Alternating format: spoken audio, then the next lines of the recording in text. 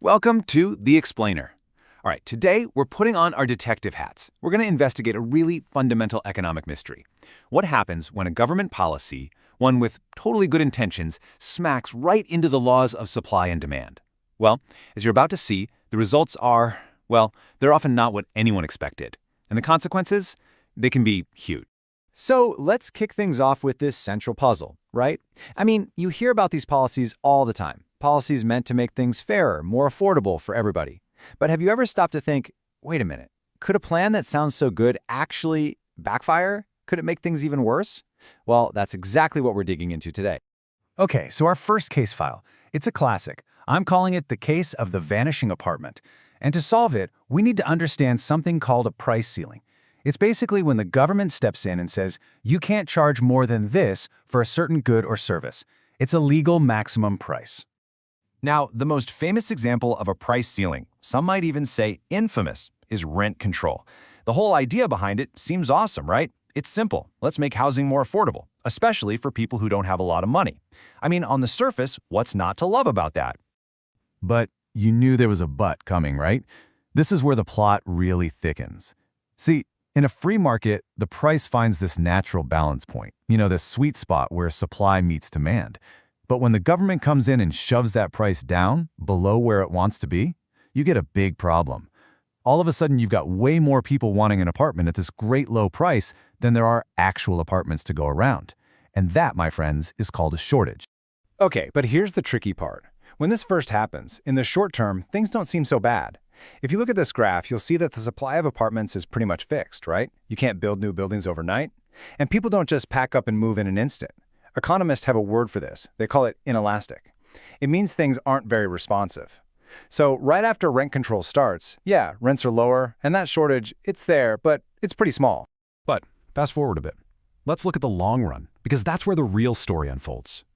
Think about it from a landlord's perspective. They have absolutely zero reason to build new apartments or even keep the old ones in good shape. Why would they? They can't charge what it's worth. And at the same time, word gets out about these cheap rents, so more and more people want to move to the city. So now, both sides, supply and demand, are way more responsive, or elastic. And that little tiny shortage from before, it just explodes. It becomes this massive, permanent housing crisis. You're talking about endless waiting lists, buildings falling apart, and good, hardworking families who just cannot find a place to live. And this devastating long-term picture, this is exactly why economists get so worked up about rent control. I mean, this quote is pretty harsh for sure, but it perfectly captures what most economists think about the unintended and really destructive power of rent control when it's left in place for a long time. And believe me, this isn't just one grumpy economist. Look at this chart. It's an absolute landslide. A survey asked a bunch of economists a simple question: has rent control had a positive impact? And a mind-blowing 95% said no. That's an overwhelming consensus. The evidence just points in one direction. This is a policy that almost always fails to do the very thing it sets out to do. All right, let's close that case file and open a new one. Case number 2, the job that wasn't there.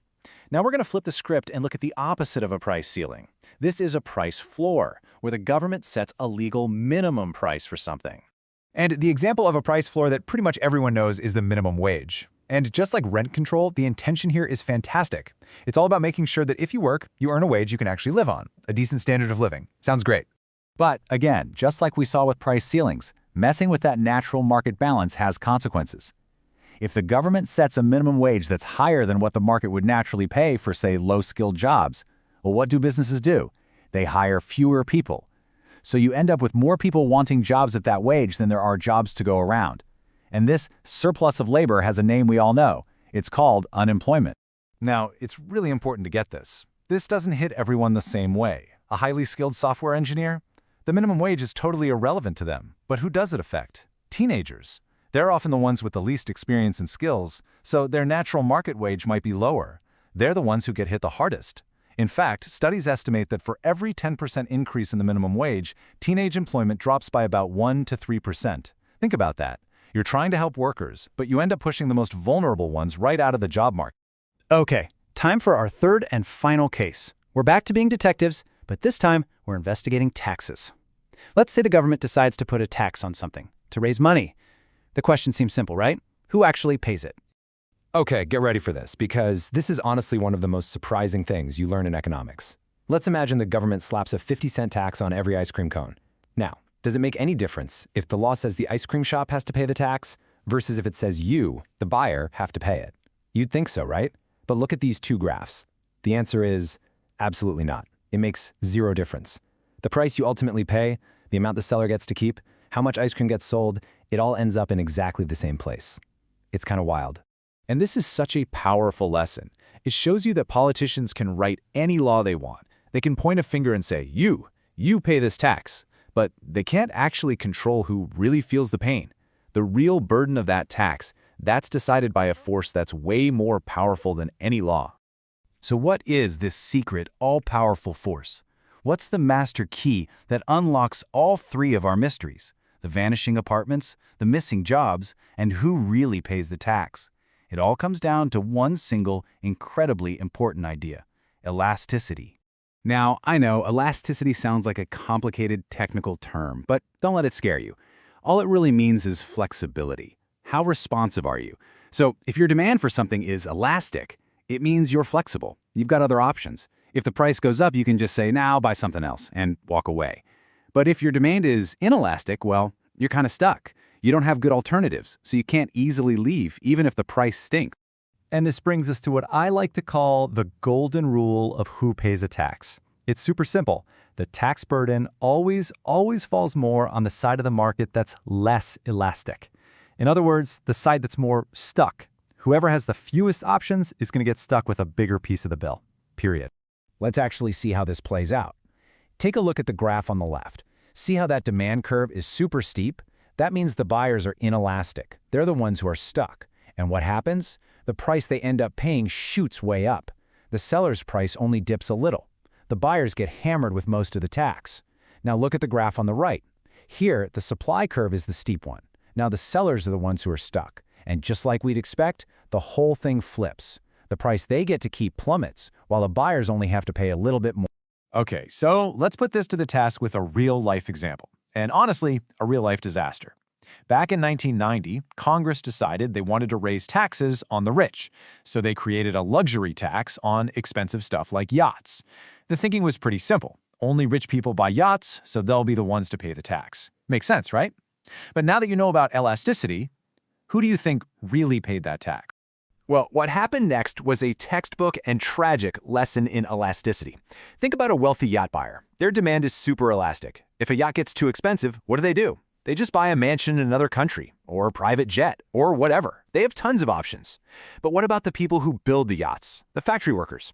Their supply is incredibly inelastic. They can't just wake up tomorrow and start building cars instead. And the result? The tax burden didn't hit the rich buyers at all. It fell almost completely on the middle-class workers building the boats. A lot of them lost their jobs. It was such a disaster that Congress got rid of the tax just a few years later. So, we've looked at our three cases: the vanishing apartment, the job that wasn't there, and the mystery of the tax burden. Let's pull it all together. What have we learned? Okay, so here's the bottom line. Prices aren't just numbers. They are powerful signals. They're like a massive, invisible communication system that coordinates what millions of people buy and sell every day. And when the government steps in with price controls, it's basically jamming that signal. And the result, as we've seen, is almost always these unintended consequences, shortages, surpluses, that end up hurting the very people we were trying to help in the first place. And all of this leaves us with one last, really important question to think about. If just forcing prices up or down doesn't work, if it often backfires, then what do? How can we design smarter policies, things like wage subsidies or housing vouchers, that actually work with the market instead of against it? How can we help people in need without starting a war with the basic laws of supply and demand? Now, that is the real challenge.